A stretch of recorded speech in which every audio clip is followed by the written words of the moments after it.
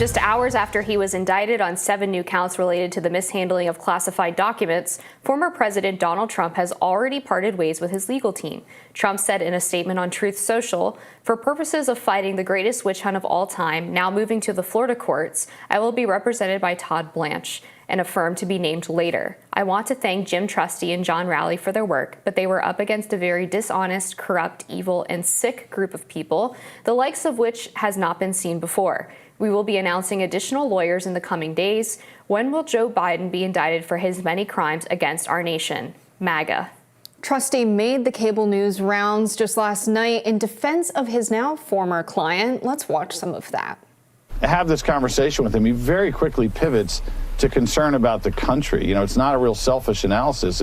This is a bad moment for our history. This is our country turning the corner. And as somebody that's been around criminal justice for over 30 years, I agree with him. It's a Rubicon we shouldn't be crossing. But don't you believe in the principle that no person is above the law? If the president committed the same crime that someone else did, shouldn't he be charged? No person is below the law. That's really the issue here. I mean, you've got these investigations in Delaware that are 1,000 times more serious by a sitting president who has authorized his DOJ to try to sink the candidacy of his prime opposition, while that guy has unsecured documents that he stole out of a skiff dozens of years ago. So, look, you know, we're not talking about some sort of favoritism. What are you talking about? That is a ridiculous statement. There's this issue. Nice try. There's an issue that anyone that reads any newspapers would agree is a parallel track, which is the Delaware document scandal of Joe Biden, where there's a special counsel, Rob Hur, that's investigating it. All right. So what I make of this is basically Trump had some lawyers that were working for him. Then turns out this case is going to be held in Miami. There was some stuff going on in D.C. There were some rumors that the case would be in D.C. And they're like, well, this is a logical point for us to no longer represent you, Donald Trump. It's been a really hard case to represent you in because the media is very hostile. A lot of people have been hostile towards us for our mental health. We're going to not represent. It's not you, Donald Trump. It's not the case. It's us. It's the environment. But Todd Blanche is also on the hook for the prosecution in New York related to the Stormy Daniels case. So Todd Blanche taking this on, he's got his hands full. Yeah, definitely. There was a statement released from Jim Trusty and John Rowley where they said, "This morning we tendered our resignations as counsel to President Trump, and we will no longer represent him on either the indicted case or the January 6th investigation. It has been an honor to have spent the last year defending him, and we know he will be vindicated in his battle." Now that the case has been filed in Miami, this is a logical moment for us to step aside. But the January 6th investigation is not in Miami, so I'm not sure that that explanation makes sense. Right. The documents being in Miami, okay. But yeah, it does seem that the lawyers are like, well, the cases, you know, we're moving around. There's different cases in different states. And so It's a logical point for us to step aside. It's not that they couldn't practice in Miami. It's not that they could not represent him. It's just, we're going to stop now and use this geography of where this new case regarding the Mar-a-Lago documents is being taken. We're just going to step aside, let someone else take over here. Yeah, it does seem that way. And Trusty was Trump's lawyer when the search warrant was first executed in Florida. He was also involved in the special master situation with Eileen Cannon in the 11th Circuit. So yeah, the explanation seems a little convenient, but we do know that Trump goes through lawyers pretty quickly, so I guess it's not super surprising either. Yeah, he goes through lawyers like I go through socks, and that was absolutely the case in his last few months in office as well.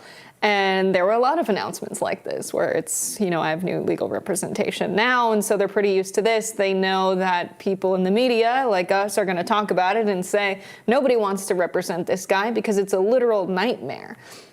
But someone needs to represent him. Todd Blanche is stepping up. That's a lot of cases for one attorney to have.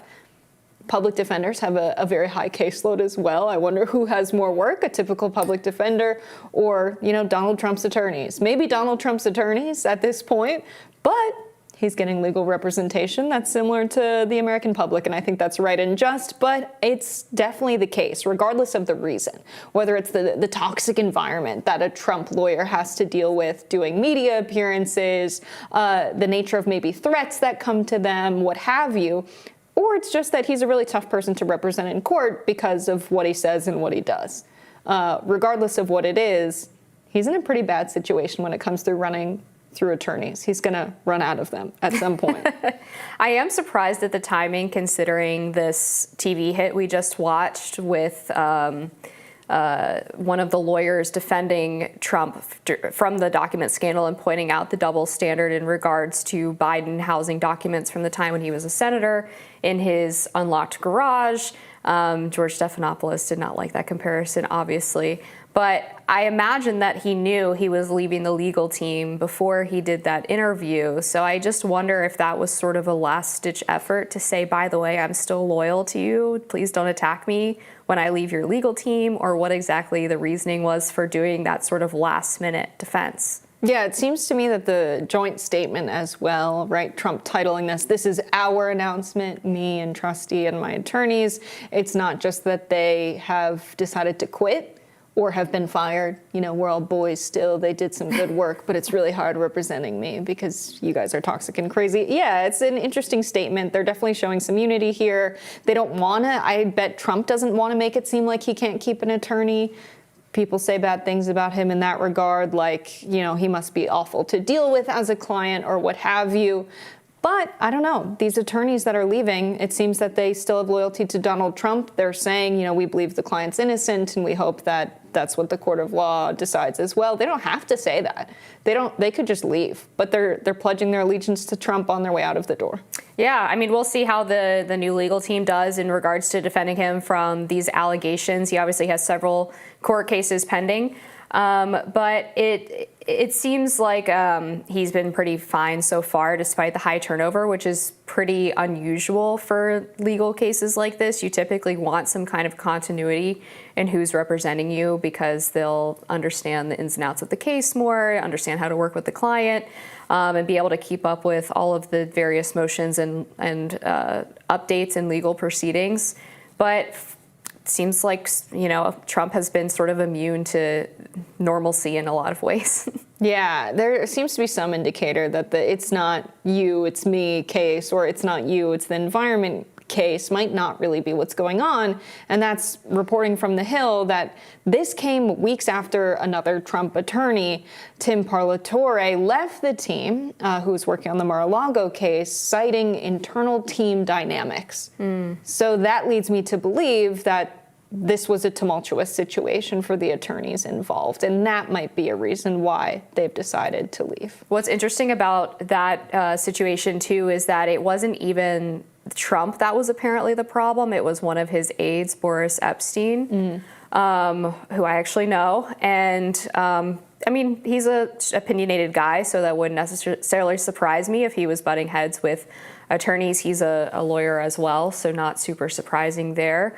I just think the whole personnel thing with Trump is a wider issue too, and it's one of the biggest complaints that conservatives had about the Trump administration was that he went through staff really quickly. He claimed to have the best people, and he didn't. He had a lot of people on staff who, frankly, didn't agree with his agenda, and in some cases actively tried to sabotage it.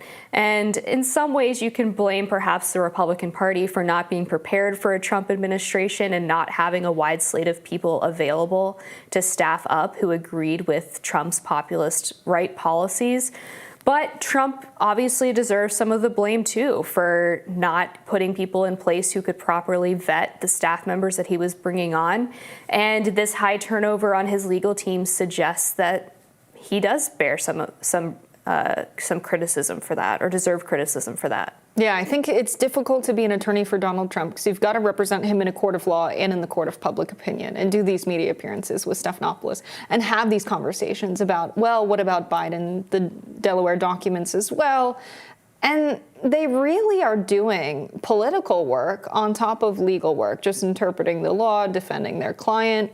They're also trying to weave in larger narratives. When they talk about the Delaware documents, they talk about the documents being transported through Chinatown, which makes it seem as though there's some kind of potential like foreign involvement in Biden's possession of these documents, really weaving in that China narrative that they often do with Hunter Biden. And so that's a tough job as an attorney. He has to find people who not only can represent him in court, but find people that can be well-spoken and do these media appearances. That's not an easy job. But it does seem to me that this character, Boris, was a factor because Parlatore directly said, and this is kind of drama, he said it had nothing to do with the case itself or the client. There are certain individuals that made defending the president much harder than it needed to be. So it does seem that his aides, who maybe are the number one folks communicating with the attorneys and being the intermediary between the former president and the attorneys, it seems to me that those folks are a reason that potentially Trump's legal team is dissolving. You raise an interesting point about the idea of defending Trump in the court of public opinion, because these cases are necessarily political, right? He's a former president. He is being indicted now by his likely 2024 opponents, DOJ. And there's all kinds of political questions wrapped up in that. And there's, as you said, this larger narrative about this being a political persecution as opposed to an indictment related to upholding the rule of law. So if you are a Trump attorney, then you are going to be dragged into politics. And certainly a lot of lawyers don't want to be involved with that. And I don't think there's anything wrong with that, one way or the other. If you want to be a lawyer who weighs in on the political ramifications of the indictment or the various cases, or if you're one who maybe doesn't like that so much. Yeah, I would love to see a scenario where Trump runs out of attorneys and instead of having a public defender appointed to him, he decides to represent himself in court. And I would very much like for all of this to be on television. Folks, we have the best defense. I'll be glued to court TV. All right, we've got more Rising for you after this.